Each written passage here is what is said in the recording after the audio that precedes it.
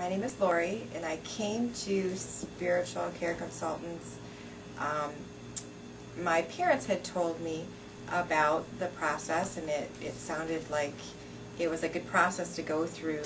I had just recently been through a divorce and several other major issues that I was going through, a lot of anxiety, a lot of fear, a lot, and one of the things I didn't realize, but a lot of unforgiveness towards myself, which I didn't realize that was one of my issues until after I went through the process. So I decided to go. I met, and it was just an amazing, amazing process. When I went in the first, when we started talking about these issues, on the scale of 1 to 10 of anxiety level, I had asked Gail, I said, can it be a 20 for one of the questions? And after he kind of laughed and he said, no, we'll just put 10 plus. But we kind of chuckled about it, but it really was, I was really feeling anxiety level and fear level, and it felt like a 20 plus. So we went through the process, and it was hard. It was, and I guess let me back up to one thing. When my parents told me about this, I knew the place I was at, and I knew that it would be great, and so I was very, very excited about it. And I think I talked to them on a Saturday night, and my appointment was on Monday. And Sunday I had, I told my daughter about going, and I actually talked to my parents again, and they thought it was a great, I was still on cloud nine. I thought this was going to be a great process. And then came Monday morning, and I woke up, and physically my hands were sweaty. I was physically shaking. It was just like a fear and anxiety like I had never felt anything close to in my entire life. All the drive over to my appointment, and I just kept asking myself, why is this happening? And I actually had to call my parents, and I'm like, okay, I don't know what's going on. This sounded like a great idea, and I do not want to, now it's not sounding like such a great idea.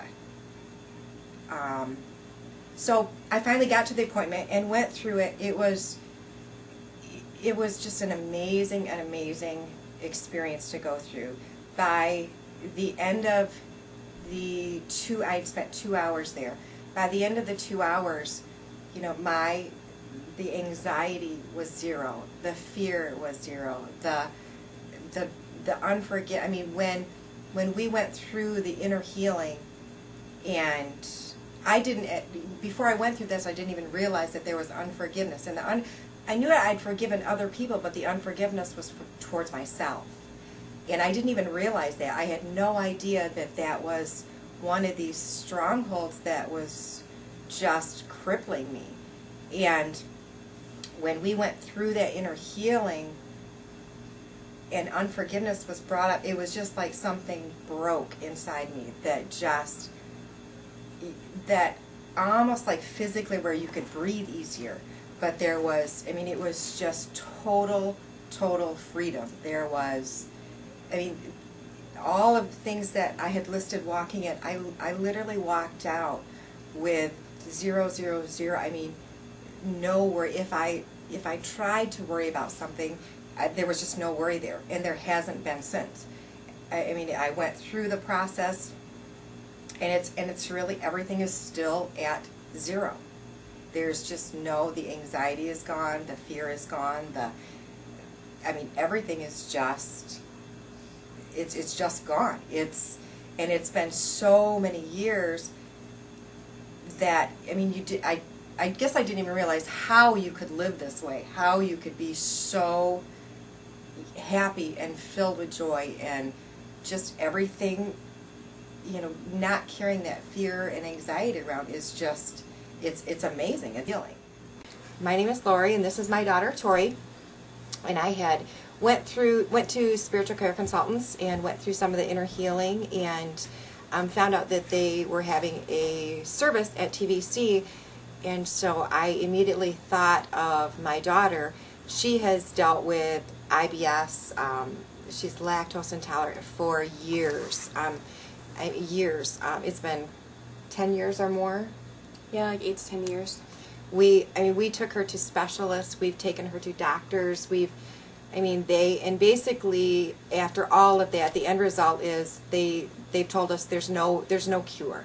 You just regulate what you eat, and sometimes basically they've said you just tough yourself through it. Sometimes it's just going to be miserable. So I knew that I just really wanted her to go, and I had told her all about how excited I was and what a difference just that the process had meant to me. So of course I call her up and I'm telling her this is great, this is exciting. I really want you to go. I think it was just a couple days or maybe the next week. So yeah. Then I'll let you tell them kind of what you thought when I told you. Well, Mom called me and was like, "Oh, this is the best thing I've ever done." I went through a box of tissues and I was all emotional. And I was like, great, that does not sound like fun. Like, I don't feel like crying for 2 hours. But it's like, whatever, I get to spend some time with my mom.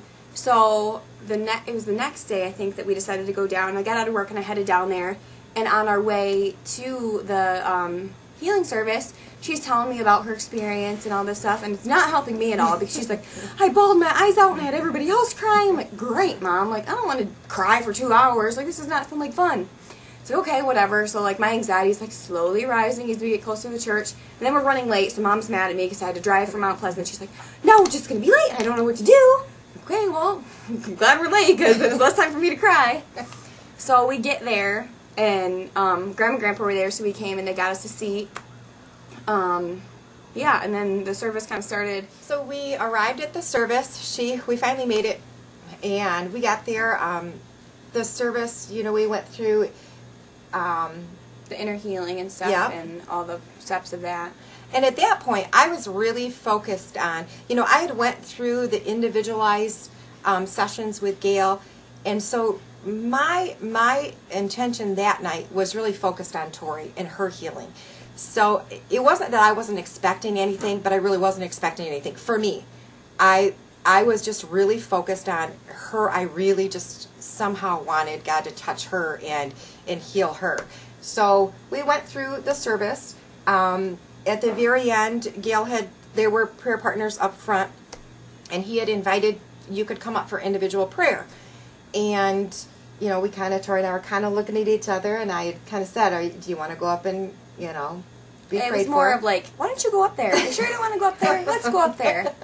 And because I had kind of gone with the intention of, okay, well, I get to spend some time with my mom. Like, I had expected God to move, but not really in me. And I knew Mom had wanted me to get healed of, like, my IBS and lactose intolerance and stuff. And, like, I was trying to explain, like, it's kind of, I always expect God to heal, but I never expected it to be me, and I don't necessarily expect to see it. So I kind of went in there with, like, maybe it's going to happen, maybe not, but, like, not fully, like, wanting God to be like, okay, yep, you're going to be healed, everything's going to be good. So Mom, like, basically nagged me to go up there. I was like, okay, well, I'll go up and be prayed for. So I sat in the chair, and I had 3 of the ladies there, and I told them, the second I sat down, I said, I have IBS, and I started bawling like a baby, like normal. And so they prayed for me over that, and when I got done, I went back and sat down, and I sat there, and I was kind of, like, just in shock from the whole night. Like, I was a little bit nervous about everything, like, just kind of sitting there thinking, like, my big events that I had dealt with, and the forgiveness and stuff like that, and then being prayed over. And so I was kind of just taking it all in still. So then she was prayed for, and she came back and she sat next to me, and we kind of just, the service was basically over. They were just continued to pray for people individually. And as we were sitting there, there was just something inside me that just, God was telling me, I'm not done with Tori yet. There's something, and really, I actually leaned over to Tori and I asked her what time it was, because we had to drive, all the way back to Lansing, and then Tori had to continue to drive all the way to Mount Pleasant. So I knew, she had still a couple hours to get home. So we were kind of watching the time, and, it was the service was over, we both felt like we got something, and then, but there was just this something inside me that said, she's not done, just stay, just wait. So I turned to her, I don't know, maybe 2 or 3 more times. Are you sure you don't, you sure you don't want to be, do you need to be prayed for again? And I was like, Mom, I'm fine. Just give me a minute. Like, I'm processing this. But and she didn't say no. So that's why I knew that there was something that was keeping us there. So then, her grandpa came over, and the minute that he walked over to us, and I don't even think she knows this till now, he walked over, and him and I made eye contact, and it was like he knew without me telling him, say something to Tori, because I knew, or I'd hoped that if he said something to her, maybe she would, he could get her back up there to be prayed for, and it did. He looked at Tori, and I actually don't remember what he said. I think he just said, Tori, do you need to be prayed for again? No, he said, Tori, you need to come up here. And so, of course, he says that, I start bawling my eyes out, and I'm up there, like, hysterical, holding on to Grandpa crying, and so... So she went up there, and Gail, began, and there was a lot of the prayer partners began to pray for her. All of them. Like 15 of them swarmed me, and I was like already emotional and like crying, and I was like, great, I got those people around me. But yeah, so Gail walks up and he like pops in my face, he's like, hi, I'm Gail. I'm like hysterical, I'm like, I'm Tori. Like, oh gosh. And so he's like, what do you need prayed for? And I said, all I said was anxiety.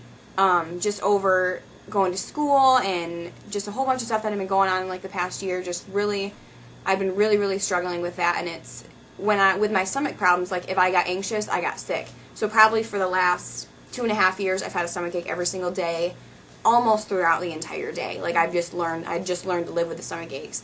So he got up there and he said, okay, well, we're going to pray for that. So he starts praying for me and prays for release of like anxiety and fear and depression and all these different things. I don't remember all of them. You said a couple of them. Yeah, I think the biggest ones were the anxiety, the fear, and the depression were the big. And so he put his hand on the back of my neck and he yelled, loose her. And it was weird because like for a second, like I felt like I couldn't breathe. And he's like, okay, well, how do you feel? I'm like, well, on a scale of 1 to 10, I was like, I don't feel perfect yet. So he prayed some more and he loosed her. And when he did, it was like, trying to explain to my mom, it felt like I didn't have any control over my body. Like I stood there, arms at my side, and I gasped for air for like 5 or 6 deep breaths. And it was, I had no control over how I was breathing. It felt like somebody was holding me back from being able to breathe. I did it for like 6 huge breaths, and I was fine. After that, like it was every breath I took, it felt like I got more oxygen into my lungs than I ever have in my entire life. Like it was the weirdest feeling. And he goes, how do you feel now? And I was like, fine, perfect. Like I was in shock over being able to feel that way. And as he was praying for me, somebody said, well, she's got IBS. So he started praying for me about that and stuff and just like heal her of that. And it was weird. Like it's all, and like when I did that, so after I had like the deep breaths and he finished praying for me, I mean, my part was done and Gail goes, okay, Laurie, I want to see you. And at that point, I had stood up, and I was actually around with all of the prayer partners praying for Tori. And, at that point, I was so excited. I mean, I knew that God Tori had been touched that night. And so I was just really thanking God that, thank you for letting this happen, for letting it work out, that we're here, and really just being thankful. And then all of a sudden, Gail asked me to come up, and I thought to myself, wait, we just did what we came for here to do. So it kind of took me by surprise, to be honest. Gail started praying for me because I thought, I'd went through all this spiritual healing. I was feeling great. I wasn't anxious. I wasn't, so I went up there and Gail began to pray, and all of the prayer partners were around me and they were praying. And it was an experience like I've never had before. The Spirit of God was so, I was just like, I began to just shake. It was truly uncontrollable. I've since told the story a couple times, and I say, I don't think I could make myself shake that much. Mm-hmm. It was just so strong and so powerful. And, Gail began to pray, for the spirit of fear and the spirit of anxiety, and just every time, my whole body would just jerk, and with every single jerk that my body felt, it was like I mean, if I didn't think it was possible that I could feel like freer and more, but I did. And by the time he got done praying, I remember Gail asking me, he said, you know, how do you feel? And I'm just like, and I said, just free. Just, you know, and it's, I think, you know, that's the word you use because it's the only word that you can describe. And I don't even think that comes close to being able to truly describe the feeling, you know, that you feel. So, you know, we got done praying, and of course we were just so, Exhausted. We were tired, we were exhausted, we were excited. And at that point, we had to make kind of a quick exit, so we didn't really get to talk to anybody afterwards. We got in the car, and we were both just kind of real quiet at first, just kind of processing everything. And I remember, you know, I'm driving, and Tori said, we had been driving maybe 5 or 10 minutes, and Tori said, Mom, she said, this is terrible. And I'm thinking, what? What? And so I'll let you go ahead and... Yeah, because we kind of started talking about, she's like, well, how do you feel? I'm like, you know, I mean, I feel good. Like, I was still kind of like processing everything that happened. I'm sitting there, I'm like, Mom, this is disgusting. She's like, what do you mean disgusting? I'm like, my mouth tastes like I just got done chewing on, like, pennies. Like, there's metal in my mouth. And I was trying to explain to her, because I knew the taste because I donated plasma before, and when they put your blood back in, they put all this stuff in there, and they warn you, like, you can get a metallic taste. And I had done it for, like, 2 months, so I knew the exact taste. I'm like, Mom, it's my entire mouth. Like, my whole mouth tastes like metal. So she instantly gets on the phone and calls my grandma and grandpa, and she's like, hey, what does this mean? And so we, like, didn't know at the time. I was like, well, I mean, maybe it's just my body being weird and it tastes like metal. Well, later, Gail had called Dr. Carlson, and it was like a manifestation of the healing of my intestines, like pushing out the metals that were in my system. And so...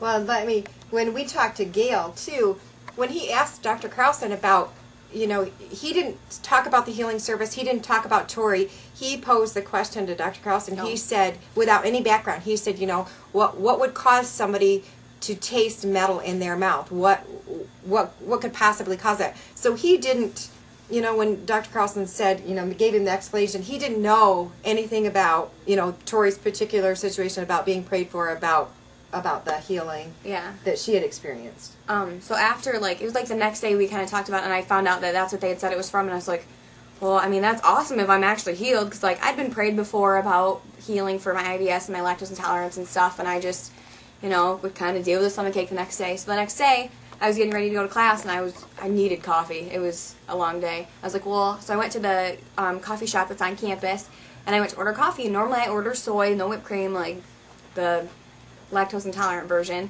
I was like, oh, you know what? I'm going to order a tall one, and I'm just going to give you regular with all the goodies. So I drank the entire coffee, and usually coffee takes like 2 hours to give me a stomachache. It got to be the end of the day. I'm like, okay, should have a stomachache. Like, what's going on? I was like, well, so I called my mom. I'm like, Mom, I just drank a huge coffee, and I'm not sick.